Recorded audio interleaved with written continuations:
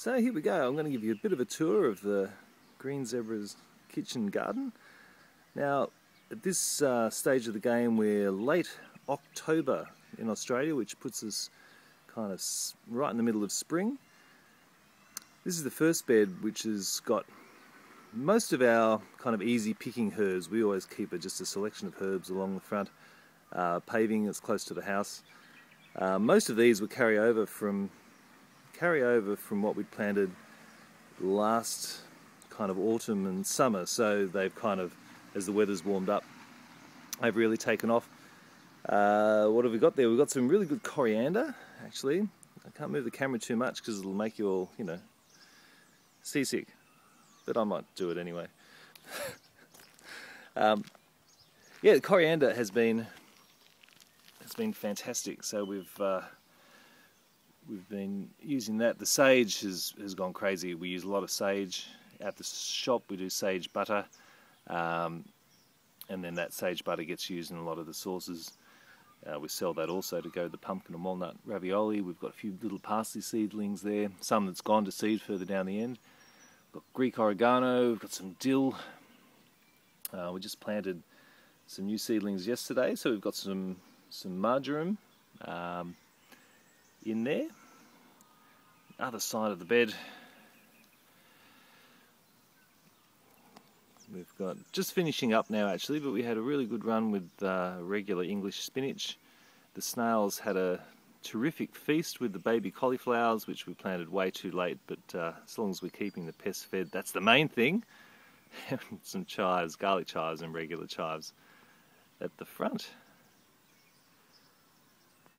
Oh, and I meant to show you too. So this is sage that we planted last year and kind of hunkered down over the winter, and now that it's spring, it's really taken off. What do I mean by taken off when it comes to sage? Because I can tell that you're confused. What does he mean? Oh, I mean like seriously big leaves.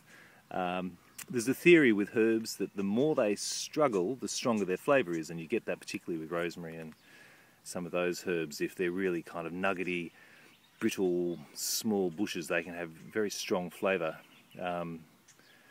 This sage, I think it's fair to say, is not struggling at all, and it in fact has a really beautiful and sweet flavour. Sage can be a little kind of resiny, and it's not like that at all. It's no, it's great, and we're picking a lot of that. We've got probably a dozen sage plants in. So now next bed down, we've got a fairly sturdy trellis, so it's braced on either side and has tensioned wire across it, and that trellis we'll use for, at the moment, we've got some tiny little snow pea and climbing beans that will run up that. After they're done, possibly that'll have tomatoes against it, but that trellis is a permanent fixture. And in behind, again planted just yesterday, some tomato seedlings. So we've got some Burke's Backyard tomato, some Roma, some Green Zebra tomato, of course, and the only way you can get Green Zebra tomatoes is to grow it yourself. You can't buy them in the shops, they're too soft. And that's just perfect, makes them a little hard to get. And just below that bed you can just see the tops of some spring onions, and in front of that celeriac. They're finishing up. We've just planted some corn seeds in there, so that whole bed will be corn. We're using seeds this year from Eden Seed. They're a non-hybrid variety, and we'll plant those in succession. We'll plant the back half, which is in now, and then we'll probably give it another 3 weeks, and then we'll plant the front half to give us, corn has to be planted in a block altogether for pollination, but if we get some kind of succession by at least splitting that planting over two lots. Moving around now, we've got some behind the silver beet that's gone to seed is our crop of broad beans. Now they are probably, we planted those a little too late. They should be bigger at this stage of the game. But they're starting to flower now, so we will get some broad beans off them. And I know Shane and Liam, our terrific apprentices back at the shop, are super excited to be faced with the prospect of double peeling the broad beans. Terrific. I love them. They're sweet and just fantastic. So, and you really have to eat them straight away after you pick them.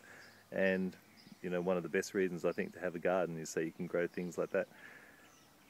And then just starting, we've got some bush beans at the front and some borlotti beans at the back. Bad run with borlottis last year, so hopefully these ones work, because I'm really excited about having fresh borlottis too. Now I'll take you down to the next bed.